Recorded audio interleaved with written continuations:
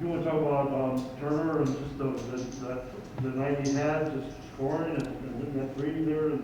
Chan has been practicing extremely well. He's been earning his minutes.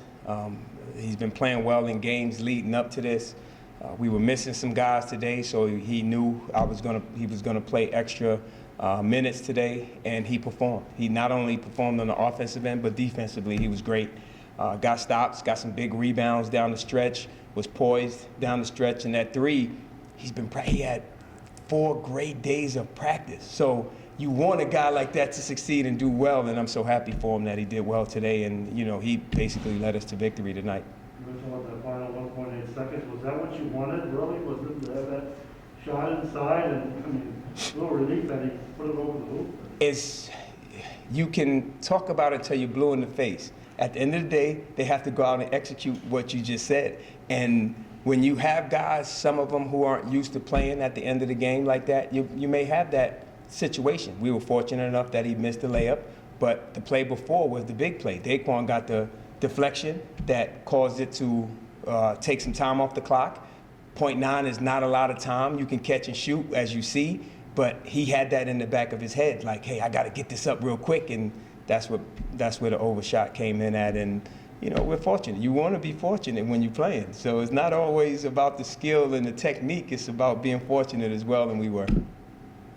Coach, you brought it up there briefly. The Daquan's tip took 0.9 off the clock, gave you 0.9 left. How much does that change in terms of coaching, in terms of maybe defensive, alignment or style that you're going to go forward in that last 0.9? The difference is when that happens, you have to make an adjustment as an offensive coach and a defensive coach. Now time is taken off the clock. So what you had planned previously, you may not be able to run the same thing with 0.9. And I think that's what happened with those guys. We just made a mishap on the switch. And we talked about how to do it, and we didn't do it. So that's just what it is, but it's the same. We had the same situation down in Western Carolina. We talked about a switch, what we're gonna do, and we didn't do it. They get a layup, take it to overtime, and then we lose the game. So we were just on the other side of it today. Aside from Chandler, you got some huge bench minutes. Matisse, I know, played a few minutes and scored a bit, but Isaac Elsasser, to me, defensively, was a huge difference maker for you guys. Can you just talk about his effort? Isaac is always ready.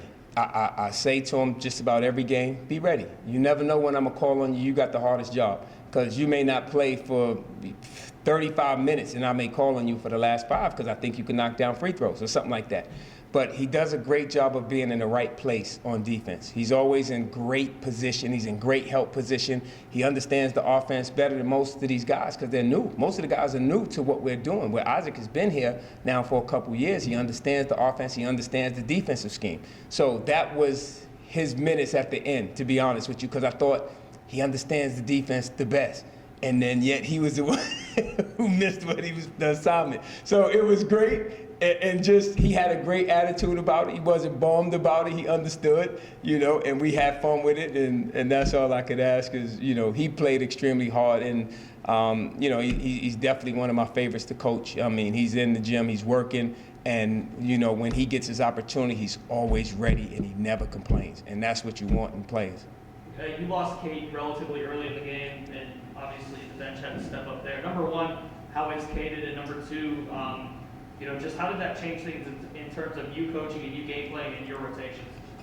The biggest thing is our guys, the way we practice, we change up rotations so they don't play with the same 5 every day. So we change it up because just the game doesn't work that way. We have different 5s on the court, different groups that work well together.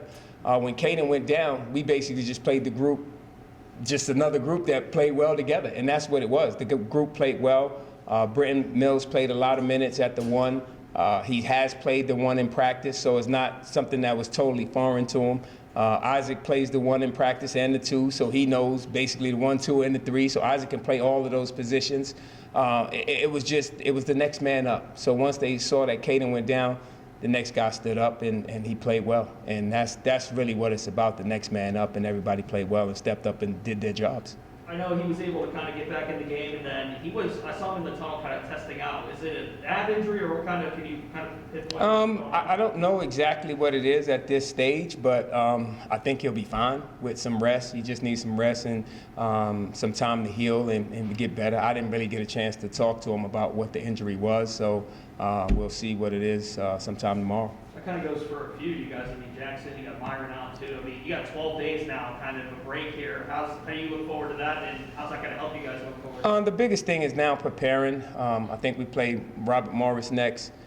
We just have to prepare for those guys, and we have some days to heal and get better, get stronger, and we just got to do a great job of practicing and getting those guys back into the flow of practice. You know, when you miss a couple days, you're a little bit out of rhythm, and now we just got to get them back in the rhythm.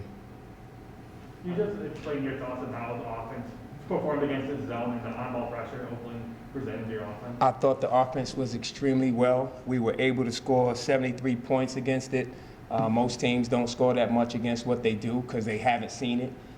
We found something that worked, that we run pretty much against zone, and we ran it against them basically the whole game, the whole second half. They had some stops. We had 22 turnovers, which is way too high, but a lot of those turnovers were careless. We made the mistake. They didn't force that turnover. We made mistakes in the passes that we threw, and they were able to capitalize on the other end. But I thought we did a great job of attacking the zone in the right spots and making shots. That's the biggest thing against the zone. We were able to make shots. Most teams that I watched maybe 5 of their games. Teams weren't able to make shots against the zone. So that's the first thing that worries you is we're not going to be able to make shots. And then you start to make shots, and then your guys get into a rhythm. And that was the biggest thing. They keep you out of rhythm with the zone, but the way we attacked it, we were still in rhythm, and we were able to attack the zone all night long.